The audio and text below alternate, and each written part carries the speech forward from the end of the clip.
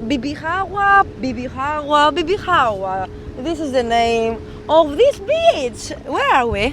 We're in the beach of Bavaro, actually right between Bibihawa and Bavaro Beach. One of the top 20 most well-known beaches in the world down there. Full of condominiums and hotels, 5-star hotels, all-inclusive hotels, something we don't like very much. Yeah, but we're in Punta Cana. Punta Cana, yes, Dominican indeed. Republic. Yes, this region right here, this part of the city, let's say, is the so-called zona hotelera, or the hotel zone, the zone of the hotels. Basically, all of these properties down here are private. They've essentially privatized the beach, but there are a couple of access points for people who don't stay here, who haven't rented, one of these hotels.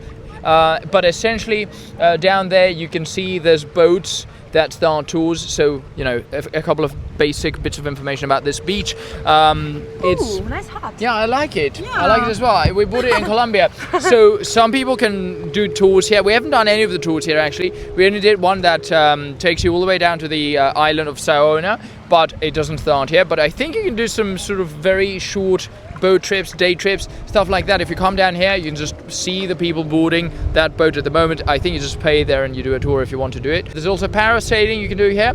And if you wanted to, you could actually walk all the way down to a couple of other beaches which are very popular as well. It takes about an hour to get there. So if you don't want to walk to the street from here, which would take about 20 minutes and then get an Uber to get there, you could basically walk all the way down along the beach. It would take you an hour to get there. Down there, we walked there the other day, and all the way down at the far end of that beach, I think, is a place where they train dolphins, and you can go play with dolphins, stuff like that. I didn't know this. Yeah, we don't quite support this, so I didn't want to tell Nikki because she'd probably say, "Yeah, I don't want to go," because they practically torture the. I don't want to go. Yeah, they torture dolphins to make them jump and do tricks and stuff like that. Sorry, it's called training. They train them.